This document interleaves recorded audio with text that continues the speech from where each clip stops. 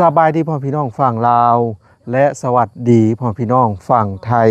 และกระต่างประเทศนำเด้อมื้อนี้มาพ่อกันคือเก่าอีกแล้วกับช่อง YouTube บ่าวพรนะพี่น้องซึ่งสำหรับคลิปนี้บ่าวพรก็จะมาแจ้งข่าวดีสำหรับครอบครัว2แม่ลูกนะพี่น้องนั่นก็คือทางทีมงานเฮาน่ะ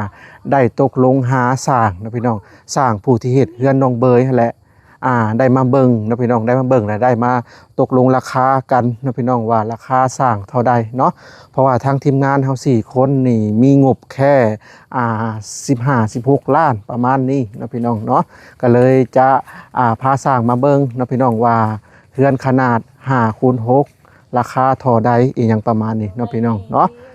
ทางซุมเฮากะสิมาสอบถามทั้งตอนนี้กะทั้งสร้างเพิ่นก็ได้มาแล้วนะพี่น้องเพิ่นก็ได้รอทางทีมงานมาเนาะก็คือบ่พรก็จะมาแจ้งเงินสมทบนะพี่น้องก็คือนำมาซ่องบ่พรนี่ตอนนี้ยังเหลืออยู่1,830,000 กีบนะพี่น้องเพราะว่าเมื่อวันก่อนนะบ่พรได้สมทบการซื้อไม้เนาะสมทบการซื้อไม้ซอยทางครอบครัว2แม่ลูกนะพี่น้องก็คือจ่ายไป1,400,000เนาะพ่อพี่น้องที่เบิ่งคลิปบ่พรก็น่าจะฮู้ดีนะคลิปมันก่อนนะทีแรกเบาล่าเป็นคนจ่ายนะพี่น้องแต่ที่นี่แหละเงินบ่พอก็เลยเอาเงินทางแม่ตู้เนาะสมทบเข้าไปในหันนะพี่น้องคนนี้เป็น1,400,000เนาะตอนนี้ยังเหลืออยู่1,830,000 กีบในซองของบ่พรเนาะก็สิมีท่านที่1ก็เพิ่นเป็นผู้ใหญ่ใจดีอยู่ทางฝั่งไทยเนาะซึ่งรายอาทิตย์ก่อนเพิ่นก็ฝากสมทบเข้ามา 1,000 บาทนะพี่น้องท่านที่2ก็คือทางแม่ตู้อยู่ทาง USA เนาะเพิ่นสมทบเข้ามากะ100 เหรียญนะพี่น้อง100 เหรียญบ่พรก็ได้เอาไปสมทบมาเมื่อวานใน1,400,000เนาะและก็เมื่อวานนี่ทั้งแม่แสงจันทร์นะพี่น้องเพิ่นก็ผู้แหละเป็นคนทางเวียงจันทน์นี่แหละเนาะซึ่งเพิ่นก็สมทบเข้ามา500,000นะพี่น้อง500,000สรุปแล้วในซ่องของบ่พรนี่สมทบเข้ามาในการช่วยเหลือ2แม่ลูกก็คือ3ถาดนะพี่น้องตอนนี้เงินยังเหลืออยู่1,830,000 กีบนะพี่น้องและก็ทั้งบอลล่าเนาะทั้งบอลล่าเพิ่นก็บอกว่ามีอยู่ประมาณ12 ล้านนะพี่น้องหรือว่า600 เหรียญประมาณนี้แหละเนาะและก็ในน้ำซ่องเบาสัญญานะพี่น้องน้ำซ่องเบาสัญญาก็รู้สึกว่า 7,657นี่แหละเนาะพี่น้องแล้วก็ซ่องบ้านน้อยเพิ่นก็ได้ออกสมทบเพิ่นว่าสะซอยเป็นสังกะสีหรือว่าโลซิงนะพี่น้องเพิ่นก็ว่าประมาณ5 ล้านนี่แหละเนาะก็คือสรุปแล้วก็คือเงินค่าสร้างนี่น่าจะพอเนาะพี่น้องแต่ก็ทางทีมงานเขาตั้งค่าสร้างไว้ว่าประมาณว่าอยากได้15 ล้านนะพี่น้องแต่ว่าบ่ฮู้ว่าเพิ่นสิเอาเท่าใดเนาะนำมาล่า12 ล้านมาใส่1,800,000ก็พอดีเป็น13มาใส่4 ล้านทางบาสัญญาก็13 14 15 16 17นะพี่น้องประมาณ17 ล้านนี่แหละเนาะทางสุมเฮาว่าอยากได้ประมาณสักจัก15หรือว่า16เนาะเรือละเล็กน้อยทางสุมเฮาก็สิซื้อตะปูว่าซั่นซะแต่กาบ้าน2แม่ลูกนี่ก็ยังบ่ทันได้ครบได้พี่น้องเอ้ยยังบ่ทันได้ครบเนาะก็คือหน้าต่างประตูนี่แหละสำคัญและก็พวกลูกเบาะลูกบิดก่อนประตูอะไรเนาะพี่น้องก็ยังบ่ทันได้ครบเนาะถ้าว่า FC ท่านใดอยากสมทบเข้ามาก็ทางสุมเฮาก็ยินดีหลายๆนะพี่น้องเนาะเพราะว่าทางทีมงานเฮาก็เต็มที่นะพี่น้องช่วยเหลือครอบครัว2แม่ลูกเนาะซึ่งบ่พรก็ดีใจน้ำเพิ่นนะพี่น้องที่มีผู้ใจดีหลายๆท่านสมทบเข้ามาเนาะดีใจหลายๆนะพี่น้องเฮือนเพิ่นก็สิเฮ็ดเฮือนแบบ5x6เป็นทรงโมเดิร์นนั่นแหละพี่น้องที่มันเฮ็ดง่ายนะถ้าว่าสิเฮ็ดทรงแบบทรงกรุ๊ปบ่หรือว่าทรงปัญญาบ่อีหยังประมาณนี้มันก็ยากเนาะแต่เฮ็ดทรงซำนี้แหละนะพี่น้องโอเคนะพี่น้องก่อนจะเข้าไปสอบถามสร้างนั่นนี่ก็เดี๋ยวบ่พรก็จะมาแจ้งข่าวดีอีกรอบนะพี่น้องก็คือมีผู้ใหญ่ใจดีทั้งซ่องเบาสัญญาถิ่นเมืองซนนะพี่น้องก็บอกว่าอยากเจาะน้ำบาดาลให้ทาง2แม่ลูกนะพี่น้องเนาะแต่ว่าทั้งเพิ่นก็ยังกังวลนะพี่น้องยังกังวลเรื่องแบบว่ายันเจาะไปแล้วยันเสียเงินเพราะว่าเพิ่นเห็นคนที่นี่เจาะกันเด้นะพี่น้องเพิ่นเห็นคนที่นี่เจาะกันแล้วแบบว่าผ่านไป1 ปี 2 ปีแล้วมันถมเนาะเพราะว่าเขตแถวนี้นะใกล้แคมป์เซแล้วเป็นดินทรายอีกอย่างประมาณเจาะลงไปแล้วมันถมก็คือมันถมนี่เพิ่นบ่ได้ใส่กันเจือนนะพี่น้องเนาะเพิ่นบ่ได้ใส่กันเจือนสมมุติว่าเจาะลงไป35 เมตรเฮาต้องใส่ท่อกันเจือนลง35 เมตรเลยบ่มีเจือนนะพี่น้องก็คือเขตแถวบ้านว่าพรนี่ก็เพิ่นก็เฮ็ดบ่ซี่แหละบ้านใดมีดินทรายบ่แม่นดินพารานนะเพิ่นก็จะใส่ท่อสุดลงไปเจาะลง40 เมตรก็ใส่ท่อ P100 หรือว่าเบอร์100นะพี่น้องยัดลงไป เนาะยัดลงไปจนฮอด35เมตรหรือว่า40เมตรบ่มีเจือนนะพี่น้องเนาะบ่พรก็ว่าโอเคแล้วถ้าว่าเพิ่นได้จอน้ำสร้างบาดาลเนาะซึ่งน้ำเซน่ะมันเป็นน้ำแบบบ่ค่อยสะอาดปานใดพี่น้องเอ้ยเพราะว่าน้ำเซน่ะมันไปเลาะตามหมู่บ้านแล้วก็บ่จักน้ำสารพัดไหลลงมาน่ะเนาะแต่ทั้งแม่คำตาเพิ่นก็บอกว่าน้ำเค็มนะพี่น้องน้ำเค็มบ่พรก็ว่าน้ำเค็มบ่เป็นหยังนะพี่น้องน้ำเค็มนี่ถือว่ามันใสเฮามาล้างถ้วยล้างหยังก็มันสะอาดได้น้ำเค็มบ่พรคิดว่าโอเคแหละน้ำเค็มคือเฮือนของยายบ่พรช่วง10 ปีที่ผ่านมาก็เค็มได้พี่น้องผ่านไปใช้ประมาณ5เดือนหรือปีหนึ่งก็บ่ได้เค็มนะพี่น้องเนาะบัดแล้วเฮาใช้ไปมันก็จางเองดอกนะพี่น้องอันนี้จากที่บ่พรเห็นดอกช่วงนั้นเฮือนยายบ่พรเจาะน้ำสร้างบาดาลนี่แหละใส่มาเข้มแบบอาบน้ำกับพืชกับต้นกระโตเวลาใส่ยาล้างหัวนี่ก็แทบจะบ่เป็นพองเลยเนาะพี่น้องคล้ายๆน้ำเค็มบัดนี้เพิ่นจางแล้วบัดนี้จักมันเปลี่ยนไปจังใดเนาะอันนี้ก็งงคือกันเนาะพี่น้องน้ำเค็มก็เฮามาล้างถ้วยล้างบ่วงก็ถือว่าโอเคเนาะพี่น้องมันสะอาดได้บ่พรคิดว่ามันคือว่าน้ำเค็มถือว่าเป็นน้ำที่แบบโอเคเลยแหละเนาะพี่น้องสำหรับเฮามาใส่นะถ้าว่าเฮาอยากให้มันจางก็อาจจะหาวิธีใส่พวกหินส้มไปก็ว่ากันนะพี่น้องเนาะน้ำเซนี่นะพี่น้องนี่น้ำเซมันเป็นน้ำแบบว่าไหลถูกมาสารทิศจากน้ำจิดาไหลลงมาเนาะถ้าทำแรงมันก็ใส่อยู่ใส่หามีตะกอนนอนพื้นเนาะกะสาบากับผ้ากระตูนอาบนะพี่น้องเนาะเอานะพี่น้องเดี๋ยวเข้าไปสอบถามทางสร้างแล้วก็ทางเมฆคำตาเรื่อยๆหน่อยเนาะป้าว่าไหมพี่น้องโอเคนะพี่น้องก่อนเข้าไปสอบถามสร้างกันนี่แหละสิพามาแวะเบิ่งบริเวณกระท่อมของแม่คำตาก่อนเนาะซึ่งมาก็พอดีเพิ่นเห็นเพิ่นล่างจอกล่างถ้วยเนาะส่วนน้องเน้นนากาคือสิไปหงเฮียนแล้วนะพี่น้องเพิ่นต้มอย่างเด้ควันกลุ่มๆอยู่โอ้เฮ็ดดินเฮ็ดหญ้าก็ยังบ่ทันห่วงเนาะสบายดีเด้อแม่คำตาสบายดีเฮ็ดหยังเนาะล้างจอกเปิดล่างจอกนะพี่น้องซึ่งแม่คำตานี่ก็เพิ่นก็ค่อนข้างจะเป็นคนสะอาดซึ่งเจ้าเป็นคนสะอาดตั้งแต่ใดมาบ่โดย หรือว่าหากะล้างล้างนี่แหละจอกล้างโอ้กลายเป็นคนสะอาดเนาะดีแหละจังน้อยกินแล้วก็ลูกไข่เจ็บจังบ่ถามหาพอเฮาสะอาดเด้เนาะตามหลักแล้วนี่จอกนี่ต้องกินผู้ละอันแม่น ตามหลักแม่นเพราะว่าจอกของไผของลาวเด้เพราะว่าเขาจากที่แพทย์หมอว่าถ้าผู้ใดเป็นโรคตับ ABC หรือว่าวันนอนโรคนี่ติดกันได้ติดกันทางน้ำลายนะแม่นจุอันนี้ก็อยากให้ใส่จอกไผจอกมันหรือว่าเรื่องกินข้าวกินน้ำคือกันแม่คำตากินข้าวกินน้ำเขาต้องมีซ่อนกลางซ่อนกลางเจ้าเข้าใจบ่แม้ว่าเวลาอาหารเนาะถ้วยใหญ่ๆเขาก็ต้องมีซ่อนกลางตักจากถ้วยใหญ่มาใส่บ่วงไผ่บ่วงลาวบ่วงไผ่บ่วงมันนะกินหลายคนแต่แขกคนมาก็ต้องแบบนี้ได้ไหมคันตาก็แม่นเวลาแขกไทยอื่นมาทั้งอื่นหรือว่าพี่น้องฝั่งไทยบ่เพิ่นถ้ากินร่วมกันเพิ่นก็จะอึ้งๆได้โดยต้องเข้าใจแล้วว่าซ่อนกลางซ่อนกลางเข้าใจบ่เข้าใจบ่มีสมมุติว่าถ้วยนึงอาหารแล้วก็ข้าวอันแบบเฮาตักถ้วยไผถ้วยมัน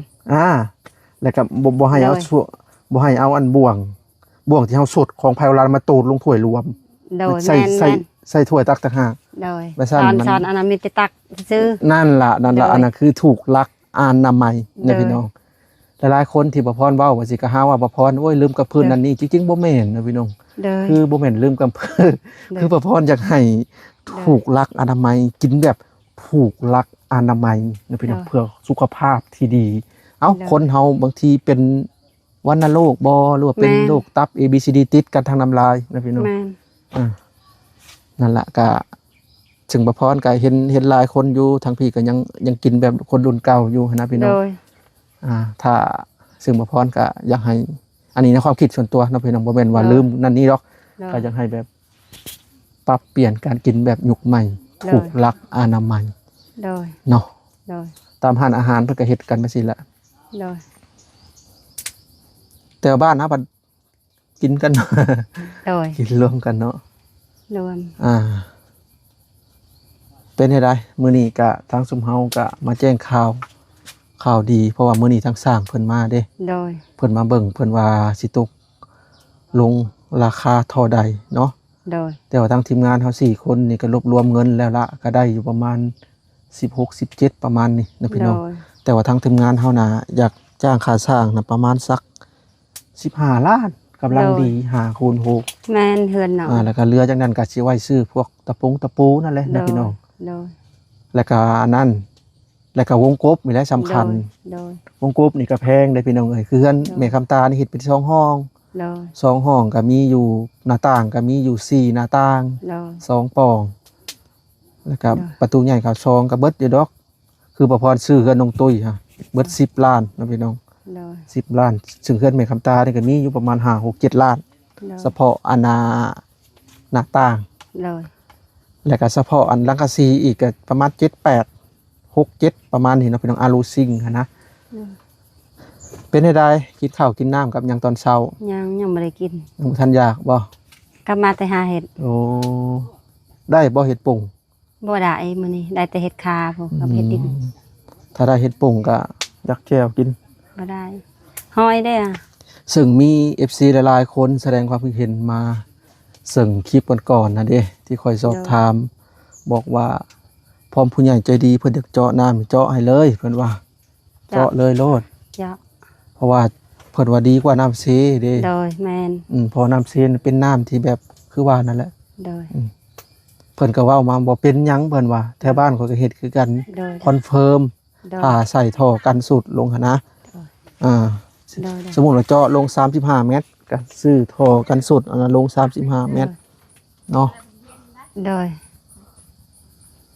ไผมานะ ไปวิน เอ้ยวิน เอาน้ำมาให้ น้ำร้อนบ่ น้ำกินอันโอวัลตินไม่โอวัลติน โอ้ดีเลยข่อยก็สิได้ทรงยากิน โดย มีอันน่ะบ่มีโอเล็กบ่การใช้น้ำร้อนคือกันได้แม่คำตาเอ้ยนี่บ้านเฮายังบ่ทันน่ะนะบางคนเอาบ่แบบนี้ไปใส่น้ำร้อน คือมันมีสารเคมีจาก แม่ เจาะ น มันสารเป็นสารก่อโรคร้าย แม่น ที่จริงเขาจะใช้โอเล็ก แม่น หรือว่าโอสเตนเลส โอเล็กไม่เอาโอฮัดใส่ มี น้ำ บ่ ใส่โดย ขออนุญาตในคำตาเอามาให้ข่อยนี่ข่อยสิไปส่งกินยาผุ่น พัดก่อน ล้างให้ข่อยน้ำเด้อนี่ต้องแบบนี้ต้องใส่น้ำร้อนเห็นบ่นี่ โดย ตรงนี้ คือถ้วยก็คือกันแม่คำตาถ้วย ได้ ตักแกงฮะบ้านเฮานี่นิยมก็ใช้ถ้วยยางก็บ่แม่นนิยมดอกคล้ายๆแบบราคามันถูก ถ้วยกระดูก ต้ เอา อง ถ้ว เป็ ย น กระ ถ้ ดู วย กหั่นค่อยมัก ต้องเป็นถ้วยหินแม่คำตา เพราะว่า อืม คือคนที่เพิ่นพัฒนาการอยู่การกินแล้วเพิ่นจะบ่ใช้ได้ถ้วยยาง มันบ่มี เพิ่นก็ใช้อยู่แต่ว่าใช้ตักแบบของเย็นๆเด้ โดย แบบสินะต้องเป็นถ้วยกระดูกถ้วยหินคือเขาว่าแหละถ้วยแก้วบ่เพราะอันสิส่งยาก่อน อันนี้เป็นน้ำเซเหมือนบ่ น้ำใส่ แล้วก็เอาอันหินส้มแกว่งบ่ โดย แกว่งจักนาที สำเฮาเคยแกว่งนั่นแหละ โอ้ยเขาจะได้น้ำบาดาลเนี่ยบ่ยากแกว่งดอก โดย เค็มบ่เป็นหยัง โดย เค็มแห้งล่างถ้วยล่างบวกสะอาดน้ำเค็ม โดยเพิ่นว่าหันอยากทางน้ำบาดาลเอาไปปักซองนั่นน่ะ เออ ให้เอาไปปักซอง ฮะ ให้เอาไปปักซอง เฮ็ดหยังอันน่ะ ทางน้ำให้เอาไปปักซอง โอ้ มันดีกว่าไทยบ้านอันนี้จุไทยปักซองอันทางในบ้านนี้บ่มีไผเพนะ เห็นบ่ โดย อืม เขาโทรเอ้าย่างอยู่ผู้อันนำสร้างหลวงบางหันก็ยังบ่ได้เพไทยปักซองทาง เอา อ่ะ ก็เดี๋ยวค่อยไปส่งยากินก่อนเด้อสบายดีบ่สัญญา โดยโดย กำลังว่าล่างจอกสิล่างอูสิไปส่งกินยาก่อน อ๋อส่งกินยายังบ่พอด ยาผุ่น ได้โอนเต็ม โอเคโอเคนะพี่น้องเดี๋ยวเข้าไปสอบถามทางสร้างเพิ่นกันเลยเนาะ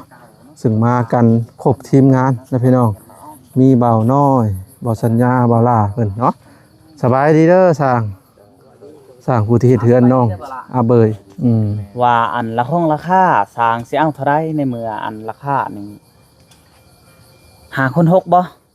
อันเฮาสิเฮ็ดนี่ แม่น หาคน6เนาะทุกคนเนาะและสิถามสร้างลองเบิ่งว่าสิเอาราคาได้ราคาเท่าใดเนาะก็คือทั้งมีแม่แบบมันแหละเนาะบ่น้อยเนาะ แม่นมีมีแบบแม่แบบแล้วทุกคนเลย ให้ทางสร้างเพิ่นเบิ่งทางหลังไม้เพิ่นไปเบิ่งไม้แล้วบ่ เบิ่งแล้ว เนาะ เบิ่งแล้วบ่เทิงบ่ใหม่นี่ เทิง งามอยู่บ่ใหม่สร้าง ได้อยู่บ่ งานเยอะ ได้อยู่ทุกคนเลย แต่ถ้ามันนั้นเรื่องภัยนี่แหละ เรื่องไฟเนาะ เรื่องไฟแม่นเรื่องไฟ เขา ฟ้า มีสายไฟอยู่บ่มีเยอะสาย แล้วไฟกับสิต่อจากบ้านนี้ เทิงบ่ ถึง เทิง ถึงเนาะ ยาว ค เนาะ รับ100 เมตร โอ้ โอ้นั่นน่ะสิต่อมาจากบ้านนั่นแหละ แม่นๆมันจะเรื่องคนใหญ่บ้านเพิ่นจะ รถเพิ่นมาน่ะ ลงไปเดินทางเลยมาเลย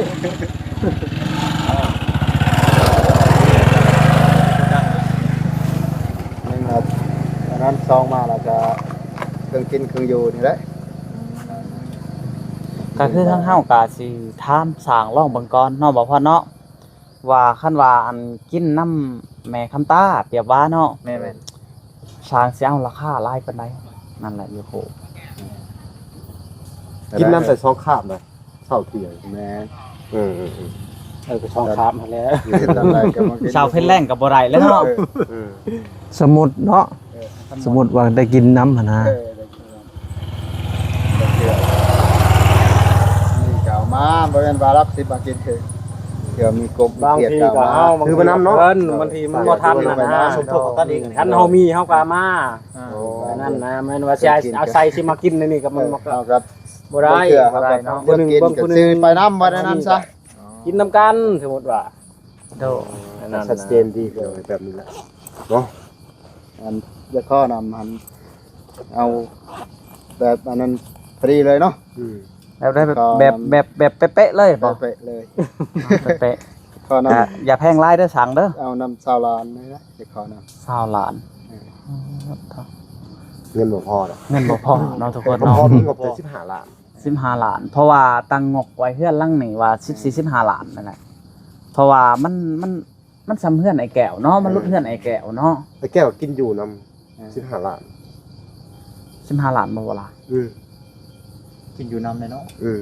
ำคืนนี้บ่ได้บ่ แบบใดจะขึ้นแบบประมาณไหน เอาซ้ำกันเบยเนาะ เท่าใด เอาเท่าไหร่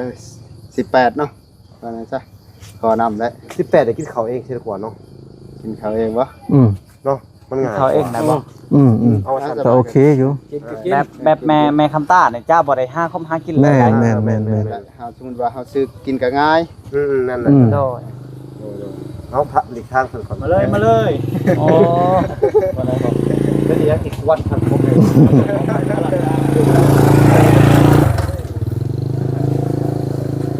อันน่ะคิดว่าจะได้แต่ละคน ก็ข้าวกิน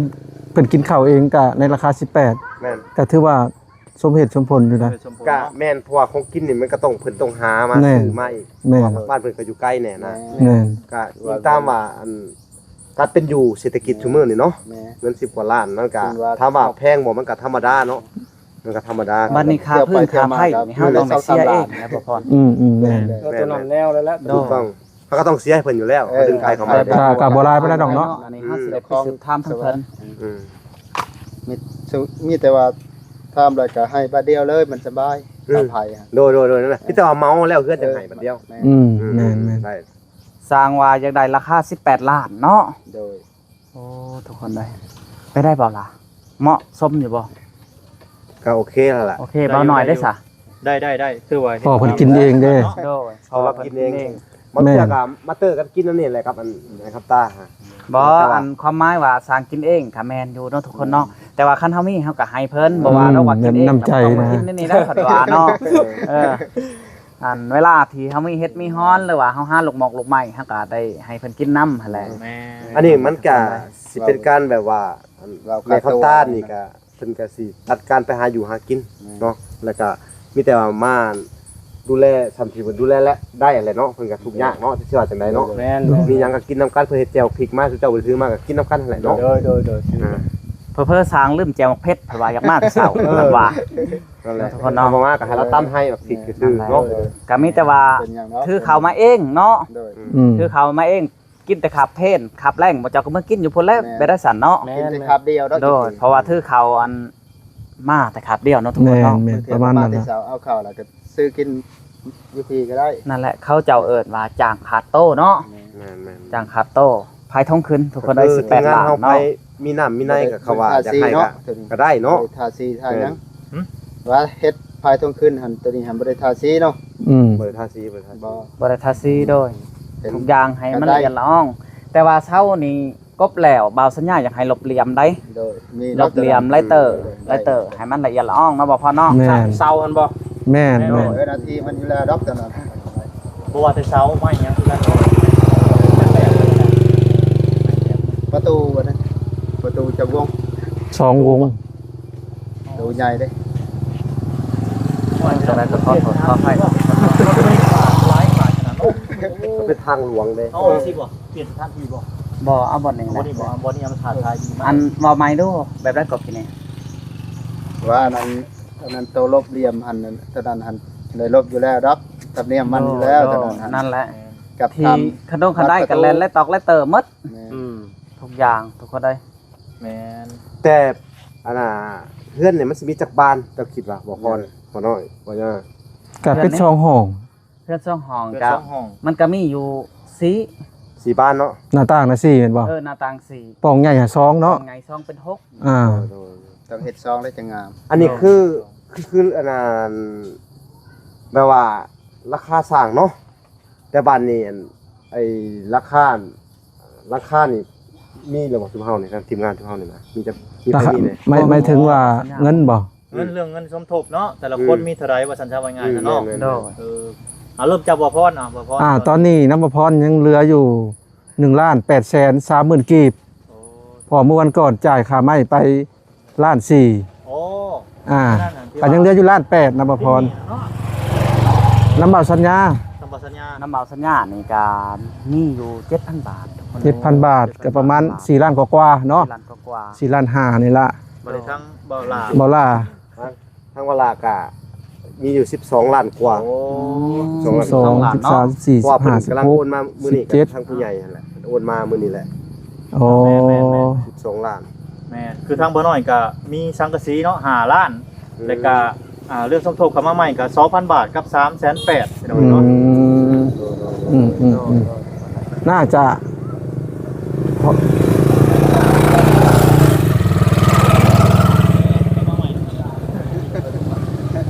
คือว่าพอเนาะพอบ่ พ่อขาสร้างแต่ว่าค่าวงกบนี่อาจจะยัง วงกบนี่ยัง ประ เนาะ ตู ๆบ่มี โอ้ ว่า ครบบ้านประตู ครบวันประตูเนาะ โอ้ อะไรยังขาดแต่ต้น วงกบนี่มันน่าจะที่อยู่ประมาณ3-4ล้านเลยเนาะ4-5ล้าน ประมาณ 4-5 ล้าน วงกบนะ ผู้ล่องนั่นเด้ ตะปู ตะปูเฮาอีกเด้บ้านนี้ค่าไฟฟ้าเด้ เฮาก็ต้องนี่แหละเฮาก็ให้เพิ่นสร้างย่อเพิ่นขึ้นก่อนเลยเฮาบ่พอจะได้เฮาก็จังว่า แม่นให้ มี เพิ่ แต่ น เขา ตั้ง รวมเงินกันว่าค่าสร้างเขาแยกไว้เลยนะ อ่า แต่ว่าเขาจะมาเขารวมกันเบิดทุกคนเนาะรวมกันปุ๊บแล้วอ่ะทั้งเบิดเงินนั่น เท่าไรเบิดทั้งมวล เท่าไรเขาก็สิมาบอก FC อีกหรือว่ามาบอกผู้ใหญ่ทุกท่านอีกเนาะมาบอกอะไรทุกคนว่าในจำนวนเงินเนี่ยเขาพอแค่ค่าสร้างบ่หรือว่า มันยังเหลือถ้าเกิดมันค่าสร้าง18เนาะแล้วมันเหลืออีกล้าน2ล้านก็ซื้อตะปูซื้อนั่นมานะ แม่น ซื้ออุปกรณ์เสริมเข้ามานะ ตะปู ประมาณ ตะปูได้ซื้อแล้ว ซื้อเลยเริ่มแรกเนาะ ซื้อเลยแล้ว แม่นแม่น พี่แต่ว่า อันหลังจากจบคลิปนี้ไปเขาก็ลงเงินกันเลย อืม ลงเงินกันเลยกับถือสวัสดิ์จะให้ไปถือกัน รถเพิ่นมาอีกแล้วพี่น้อง เพราะว่าอยู่ในถนนเพิ่นเด้ให้เพิ่นไปก่อน เขาว่าเขาไปหาหนังแทบปุกม่วงเลยอย่าง ดีก่อนนะ บ่ก็โอเคละสำนี้ โอเคแล้ว เพราะว่าได้ฮู้เรื่องราวแล้วเด้ ก็มีแต่ว่าอัน ตามนั้นเนาะ รวมเงินเบิ่งคิดว่าค่าสร้างพอเนาะ อ่า แต่ว่าค่าอันอื่นนี่อาจจะบ่พอเนาะ แม่ แต่ว่าสร้างสิลงมือเฮ็ดมือได้คิดว่า มืออื่นเลยบอก ตามนั้น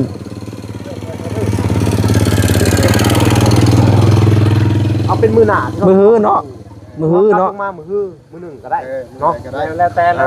โอเค ว่าพ่อจะไปเวียดอยู่เด้อว่าที่อันน่ะไปช่วยทางอันยังบอกพรอันน่ะไปช่วยทางอัน คนดอน คนดอนที่เอาพาเพิ่นไปใส่แว่นตาเป็นหยังก่อนเนาะเอาสิกลับลงมาพวกอันนั้นกลับลงมา มือฮื้อ มือฮื้อก็ได้ วันศุกร์เนาะ วันศุกร์ผู้ดีงาม เอาวันศุกร์มันงามเนาะทุกคน โอ เนาะ เคโอเค แม่น แต่ไผเนี่ยให้เว้าไว้ก่อน โอเคบ่ยากเนาะเรื่อง โด นี้ ย ฮักเพิ่นยังเมื่อไปประชุมเนาะพอดี ที่ซุมเฮามาแล้วสิเฮ็ดก่อนเราได้สิ อ่า ไปแล้วสิบุกก่อนเราได้ โดยเต่าลงมือกบไม้ บ่เป็นหยังเรื่องไพ่กะทางว่าคันว่าเบาลาเบาพรเบาหน่อยกับเบาสัญญาก็สิสืบถามเพิ่น แม่นแม่น หลังจากเพิ่นมาเลยสิประสานทางทีมงานว่าเพิ่นอยากได้เท่านั้นเท่านี้เบาสัญญาก็สิบอกเพิ่นว่าอันจนกว่าแล้วเฮือนเนาะ แม่นแม่น กว่าแล้วเฮือนนี่จะสิเอาลายไปได้เนาะให้พูดกันแนวนั้นเนาะทุกคน นั่ เนาะ นแหละ ว่าสิเอาคู่มือนี่อัน คือบ่ได้แล้ว บ่ได้เนาะว่ามือละแสนหรือว่ามือละ2แสนนี่ก็บ่เอาแล้วเนาะ คือว่า ได้จบงานเลยนะ จบงานเลย จบงานเลยส จบบ าย งานแล้วก็สำหรับผู้ชายแล้วก็ หน้า แล้ว แสนหรือว่าล้านหนึ่งก็ว่ากัน โอ ไป เค เนาะ เนาะพี่น้องก็นี่แหละก็ได้ฮู้แล้วเนาะเอ้านะพี่น้องก็ประมาณนี้มีแต่ว่ามื้อหน้ามื้อในเพิ่นมาลงมือเนาะ